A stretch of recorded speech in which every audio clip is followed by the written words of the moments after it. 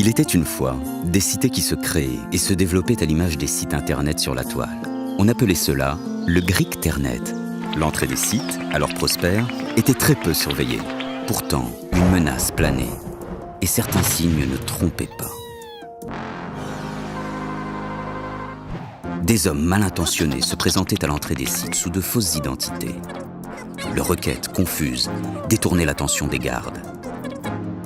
Une fois à l'intérieur, en très peu de temps, ils pouvaient semer la panique, piller et ravager le site. Regagner la confiance des acheteurs passait alors par de longues et coûteuses réparations.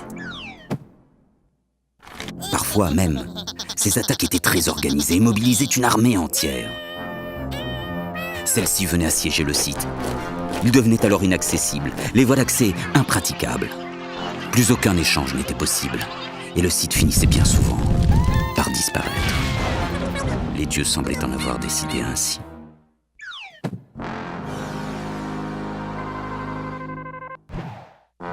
Plus sournois, certains hommes au chapeau noir, les Black Hat, arrivaient à se rendre invisibles aux yeux des gardes. Ils pénétraient à l'intérieur des sites pour piller commerçants et acheteurs. Leur technique était si bien rodée qu'ils pouvaient revenir et revenir encore sans que personne ne les découvre. Les pertes étaient considérables. Le Greekternet était devenu un enfer. Et comme à tout enfer, il lui fallait son garde.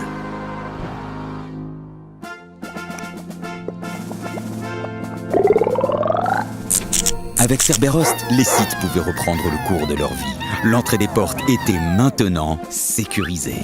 Au moindre individu suspect, le site activait son système de protection. Les gardes étaient formés pour déjouer toute tentative malveillante.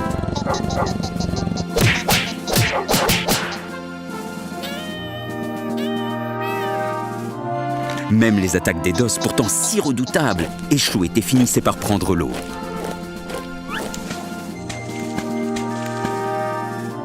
Mieux encore, le Cerbère patrouillait dans les allées et allait débusquer les Black Hat jusque dans leurs repères.